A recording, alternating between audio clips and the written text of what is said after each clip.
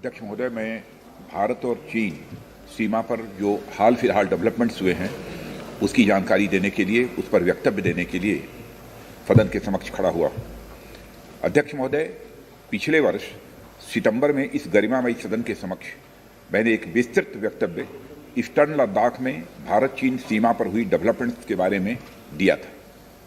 मैंने यह बताया था कि चीन द्वारा पिछले वर्ष अप्रैल मई 2020 के दौरान ईस्टर्न लद्दाख की सीमा के समीप भारी संख्या में शस्त्र बल तथा गोला बारूद आदि इकट्ठा कर लिया गया है। चीन द्वारा येलेसी के पास कई बार ट्रांसग्रेशन का प्रयास भी किया गया था। हमारी सशस्त्र सेनाओं ने उन सभी प्रयासों के दृष्टिगत उपयुक्त जवाबी कार्रवाई की थी।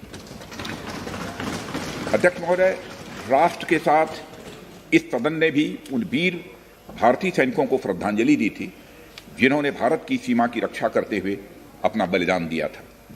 आज मैं इस सदन को कुछ और महत्वपूर्ण डेवलपमेंट्स के बारे में जानकारी देना चाहता हूं। अध्यक्ष महोदय, पिछले वर्ष सितंबर से दोनों पक्षों ने एक दूसरे के साथ मिलिट्री एंड डिप्लोमेटिक चैनल्स द्वारा संवाद स्थापित कर रखा है। हमारा यह लक्ष्य है कि एलएसी पर डिसएंगेजमेंट तथा यथास्थिति यानी स्टेटस को हो जाए ताकि पीस एंड ट्रैंक्विलिटी पुनः स्थापित हो सके। मैं संक्षेप में वहां की ग्राउंड सिचुएशन के बारे में सदन को दोबारा अवगत कराना चाहता हूं। सदन को ज्ञात है कि चीन ने अनधिकृत तरीके से लद्दाख केंद्र शासित प्रदेश के लगभग 38,000 स्क्वायर किलोमीटर पर 1962 के संघर्ष के समय से कब्जा बना लिया है। इसके अतिरिक्त पाकिस्तान ने अनधिकृत तरीके से पाक ऑक्युपाइड कश्मीर में भारत की लगभग 5,180 स्क्वायर किलोमीटर भूमि तथा चीनो पाकिस्तान बाउंड्री एग्रीमेंट 1963 के तहत चीन को दे दिया है। इस प्रकार चीन का 43,000 स्क्वायर किलोमीटर से ज़्यादा भारत भूमि पर अनधिकृत कब्जा है। चीन पूर्वी क्षेत्रों में भी, अरुणाचल प्रदेश की सीमा पर भी कई वर्ग किलोमीटर भूमि को अपना बताता है। भारत ने इन अनजस्टिफाइड क्लेम्स तथा अनधिकृत कब्जे को कभी भी स्वीकार नहीं किया है। और अध्यक्ष महोदय, मैं सदन को यह भी बताना चाहता हूं कि भारत ने चीन को हमेशा यह कहा है कि बाइलेटरल रिलेशन दोनों पक्षों के प्रयास से ही विकसित हो सकते हैं। साथ साथ ही सीमा के प्रश्न को भी बातचीत के जरिए ही हल किया जा सकता है। परंतु येलेसी पर पीस एंड ट्रैंक्विलिटी में किसी प्रकार की प्रतिकूल स्थिति का हमारी बाइलेटरल टाइज पर बुरा असर पड़ता है। इससे चीन भी अच्छी तरह से अवगत है।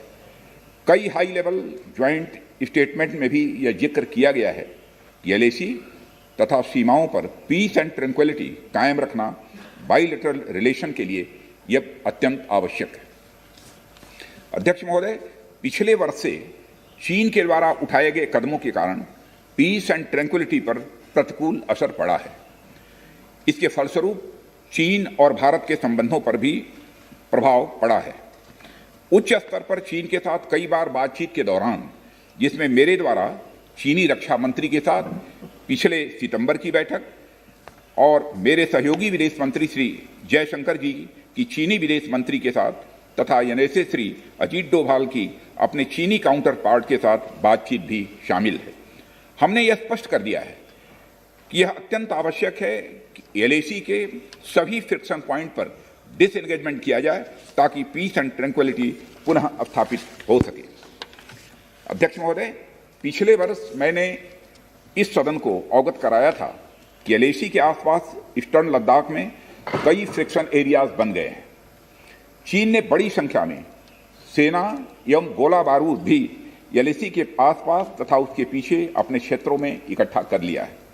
हमारे सशस्त्र सेनाओं द्वारा भी भारत की सुरक्षा की दृष्टि से एडिक्वेट तथा इफेक्टिव काउंटर डिप्लॉयमेंट भी किए गए हैं।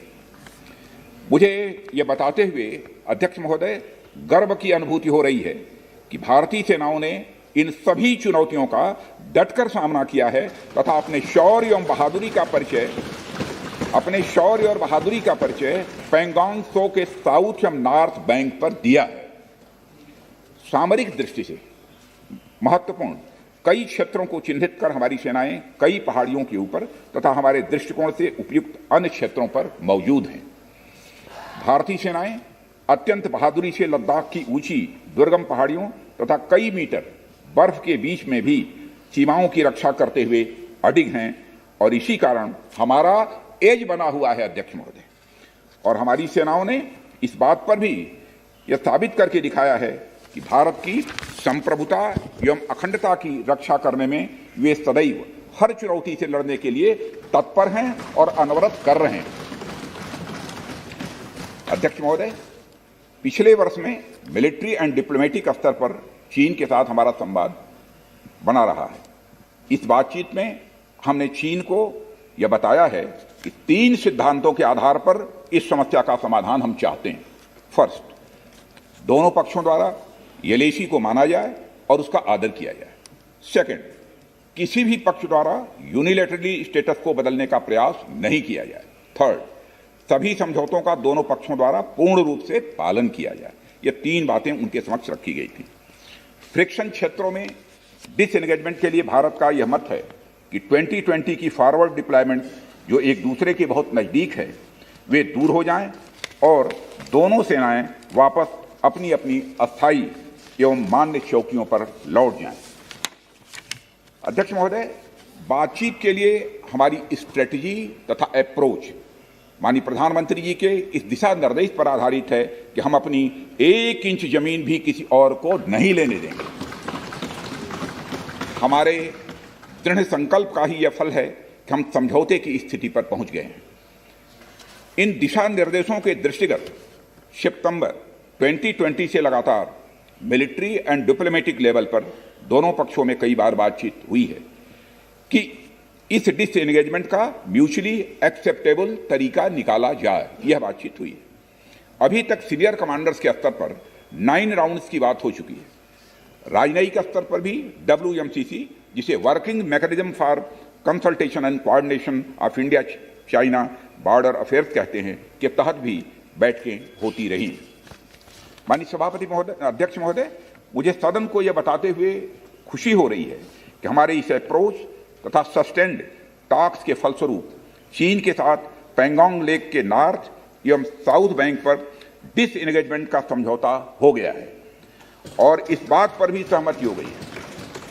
और अध्यक्ष महोदय, इस बात पर भी सहमति हो गई है कि पैंगोंग लेक से पूर्ण डिसएंगेजमेंट के 48 घंटे के अंदर सीनियर कमांडर्स स्तर की बातचीत हो ताकि बचे हुए मुद्दों पर भी हल निकाला जा सके। अध्यक्ष महोदय, पैंगोंग लेक एरिया में चीन के साथ डिसएंगेजमेंट का जो समझौता हुआ है उसके अनुसार दोनों पक्ष फॉरवर्ड डिप्लॉयमेंट को फेज्ड, कोऑर्डिनेटेड और वेरीफाइड मैनर में हटाएंगे। चीन अपनी सेना की टुकड़ियों को नॉर्थ बैंक में फिंगर 8 के पूरब की दिशा की तरफ रखेगा। मैं फिर से दोहराना चाहता हूं अध्यक्ष महोदय, चीन अपनी सेना की टुकड़ियों को नॉर्थ बैंक में फिंगर 8 के पूरब की दिशा में की तरफ रखेगा। आप रुक जाइए, मैं बताता हूं, रुक जाइए। माननीय सर, प्लीज प्लीज प्लीज बताएंगे माननीय राजनाथ सिंह जी।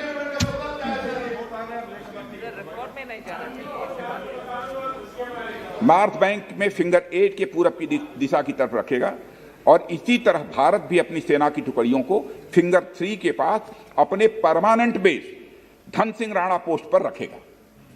इसी तरह की कार्रवाई साउथ बैंक एरिया में भी दोनों पक्षों द्वारा की जाएगी। ये कदम आपसी समझौते के तहत बढ़ाए जाएंगे तथा जो भी निर्णय आदि दोनों पक्षों द्वारा अप्रैल 2020 से नॉर्थ एंड साउथ बैंक पर किया गया है उन्हें हटा दिया जाएगा और पुरानी स्थिति बना दी जाएगी। अध्यक्ष महोदय, यह भी तय हुआ है कि दोनों पक्ष नॉर्थ बैंक पर अपनी सेना की गतिविधियां, जिसमें परंपरागत स्थानों की पेट्रोलिंग भी सम्मिलित है, को अस्थायी रूप से स्थगित रखेंगे।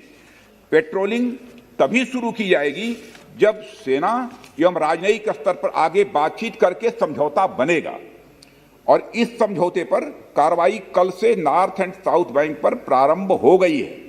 और अध्यक्ष महोदय, सदन को इस बात की भी मैं जानकारी देना चाहता हूं कि मेरी अभी तक की जानकारी, माने स्टेटमेंट देने के लिए जब मैं सदन में आ रहा था तब तक की जो जानकारी है मेरी अभी तक की जानकारी के अनुसार जो समझौता हुआ है उसका क्रियान्वयन अभी तक, मैं फिर से दोहरा, अभी तक ठीक तरीके से हो रहा है।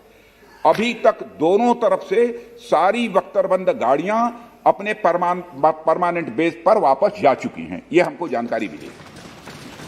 अध्यक्ष महोदय, मैं इस सदन को आश्वस्त करना चाहता हूं कि इस बातचीत में हमने कुछ भी खोया नहीं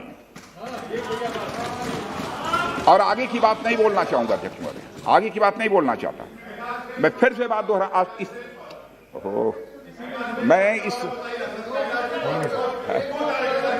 आपका कोई दर्ज नहीं हो चिंता रहा। मत करिए, ज्यादा चिंता है। मैं इस सदन को पुनः आश्वस्त करना चाहता हूं कि इस बातचीत में हमने कुछ भी खोया नहीं है। मैं सदन को यह भी जानकारी देना चाहता हूं कि अभी भी एलएसी पर डिप्लॉयमेंट तथा पेट्रोलिंग के बारे में कुछ आउटस्टैंडिंग इश्यूज बचे हैं। इन पर हमारा ध्यान आगे की बातचीत में रहेगा। दोनों पक्ष इस बात पर सहमत हैं कि बाइलेटरल एग्रीमेंट्स तथा प्रोटोकॉल के तहत पूर्ण डिसएंगेजमेंट जल्द से जल्द कर लिया जाए, यह सहमति बनी है। अब तक की बातचीत के बाद चीन भी देश की संप्रभुता की रक्षा के हमारे संकल्प से अवगत है। हमारी अपेक्षा है कि चीन द्वारा हमारे साथ मिलकर बचे हुए मुद्दों को हल करने का पूरी गंभीरता से प्रयास किया जाएगा। अध्यक्ष महोदय, मैं इस सदन से आग्रह करना चाहता हूं कि मेरे साथ संपूर्ण सदन हमारी आर्म्ड फोर्सेज की इन विषम एवं भीषण बर्फबारी की परिस्थितियों में भी शौर्य एवं वीरता के प्रदर्शन की भूरी प्रशंसा की जानी चाहिए।